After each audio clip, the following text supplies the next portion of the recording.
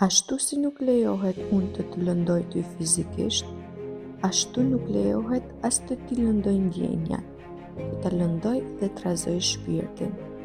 Ai që dikujt i lëndon zemrën, duhet me ditë se Allahu sheh, që do të thotë se mundet me qenë një krim, mund ta quajmë krim. Po nuk e se si dëshmon një prokurori që filani ka lëndu.